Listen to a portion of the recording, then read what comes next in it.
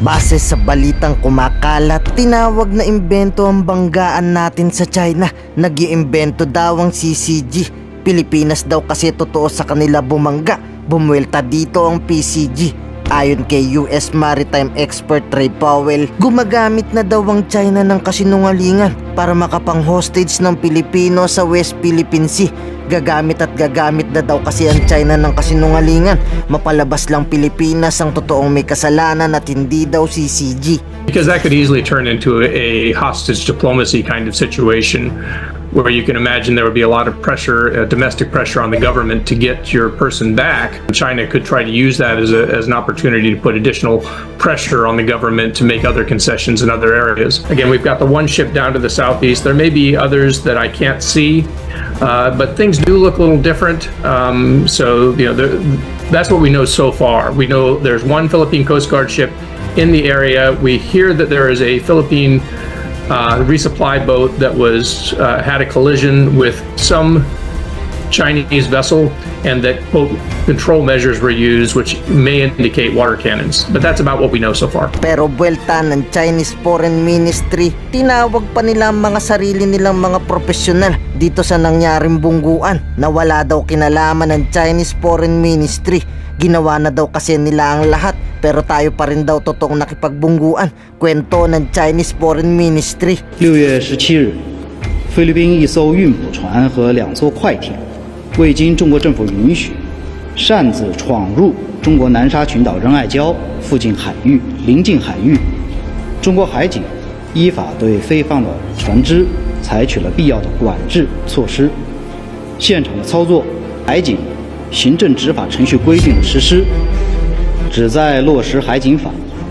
南海问题上，中方坚持同直接有关当事国通过谈判协商，妥处涉海的矛盾分歧。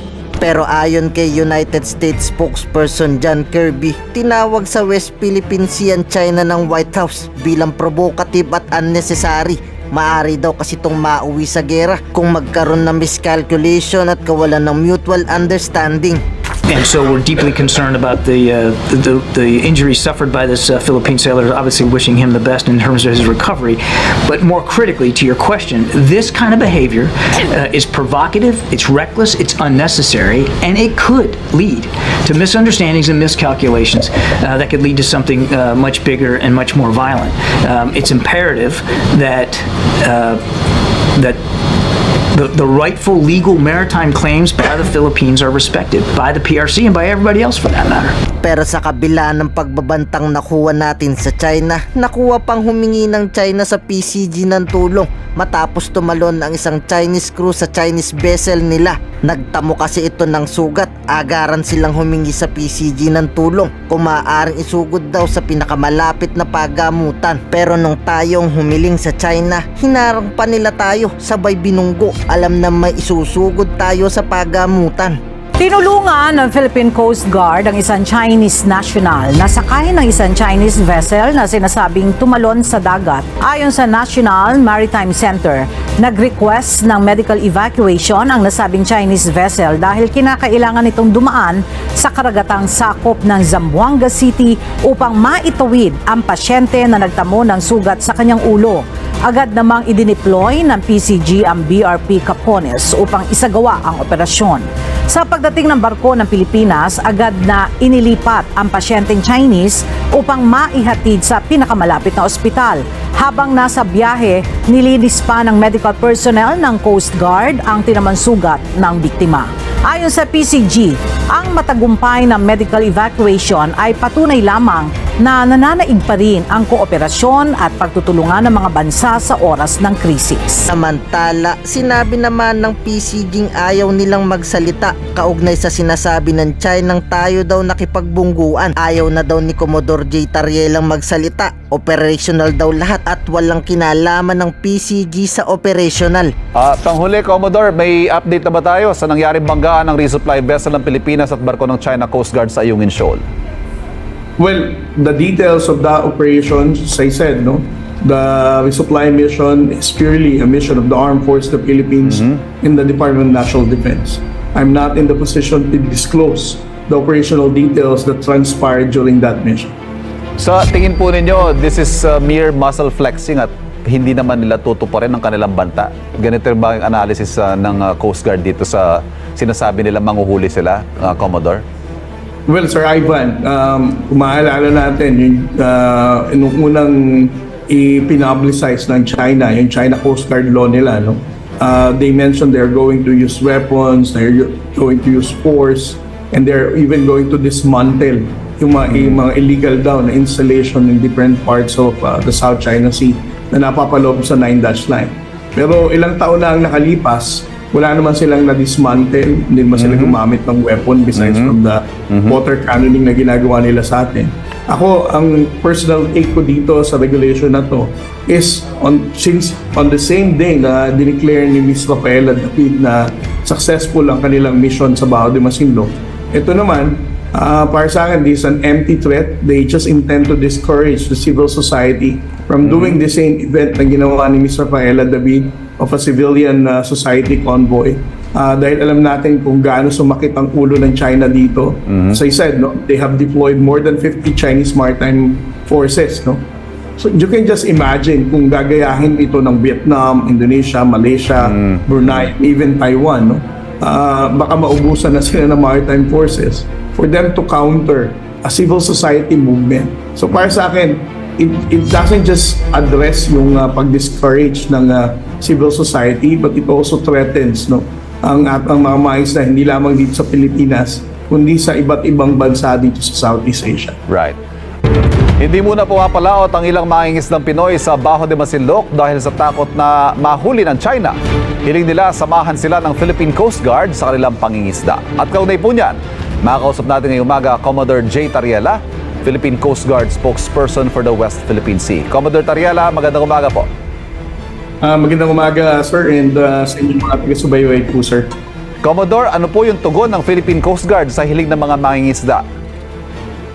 Well, actually, Sir Ivan, no, ang Philippine Coast Guard since June 14, we have already deployed 2 MRV vessels dito. Yung BRP Sindangan and BRP Malapascua. And as we speak right now, patuloy ang Philippine Coast Guard na nagpapatulya sa Baho de Masinloc. And I think it's also worth sharing, no?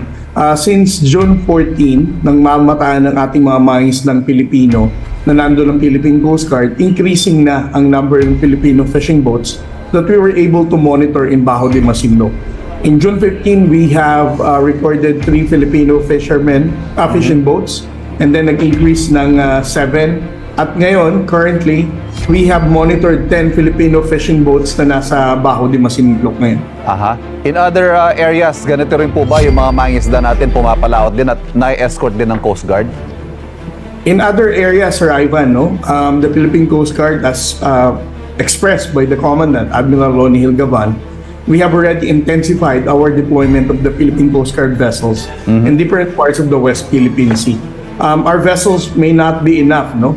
But the strategic deployment ng mga barko namin ay inuuna natin yung mga areas kung saan alam natin na ito ay mataas na bilang ng pangisdaang Pilipino ang pupunta rito. Basta ang malinaw po dito is the constant assurance ng Philippine Coast Guard na hindi ho papabayaan ang ating mga mangingisda na makapagpatuloy sa kanilang paghahanap buhay. Yes, Sir Ivan, that's a commitment that we are willing to keep to carry out our patriotic duty na pangalagaan at siguraduhin ang kaligtasan ng ating mga kababayang mangingisdang Pilipino sa West Philippines. Kaugnay po sa utos ng China na manghuhuli nga sila ng mga tinatawag nilang trespasser daw sa South China Sea. Meron na bang actual na case na may hinuli nga sila? Or sinita man lang? Actually, Sir Ivan, no, for so many interviews sa pinagdaanan ko, lagi kong sinasabi, no, kung ang basihan natin is yung number of deployment ng China Coast Guard and China's Maritime Militia as to size up whether they are really serious, no, in doing this illegal law enforcement regulation nila. We should look into yung vessels na dinideploy nila, no. But right now, for example, in Baho de Masinloc, 3 China Coast Guard vessels lang din, 6 na Chinese Maritime Militia. There's even a clear departure of their usual deployment. No?